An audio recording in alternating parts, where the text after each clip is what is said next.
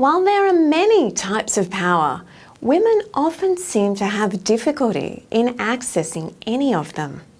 Across the world, women often struggle to exercise power in decision-making, both in formal policy-making realms and informal community forums.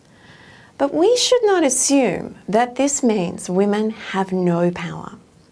In fact, women may be exercising power in different ways. We just need to know where and how to look. If we're trying to understand how women exercise power, we might think about collective forms of power. The power that resides with groups of people who promote new ideas or give old ideas new meaning. Women activists have often sought to redefine standard ideas about equality, justice, and fairness so that they have more meaning for everyday women around the globe. But they may be unable to access traditional political channels that allow these types of claims to be heard.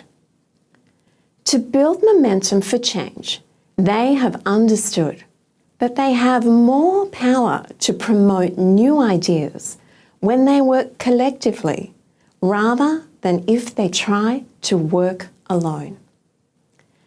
This commitment to collective action is often said to be a distinctive characteristic of women's political power. Power here is not exercised as power over each other, a coercive sort of power in which people are forced to submit to your will.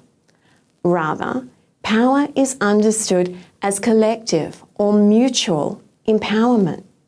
It may be expressed as collective dissent, collective resistance, or a collective desire for advancement or transformation. Cathy Ferguson described a feminist approach to power for change that emphasises not our power over one another, but our power with one another. According to Ferguson, a feminist approach to power is exercised mutually. It is the ability to act with others, to do together what one could not have done alone.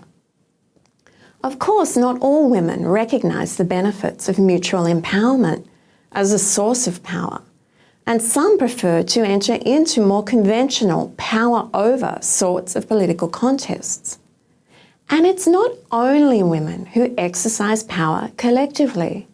Recent protests occurring across the Arab world saw men and women take to the streets to issue powerful demands for democracy. The Occupy movement saw people around the world engage in a powerful public and transnational display of support for principles of economic justice. In these examples, we see the power of people coming together to challenge things that they believe to be unjust and to mobilise for political, social or economic change. Collective power and the idea of power as empowerment is crucial if we are to understand how everyday people can build a momentum for change in global politics. The idea of collective power is particularly important for helping us to understand why the global women's movement has evolved so spectacularly across recent decades, and women's organisations have flourished internationally. Women may often be absent from formal political institutions, but they are not without power.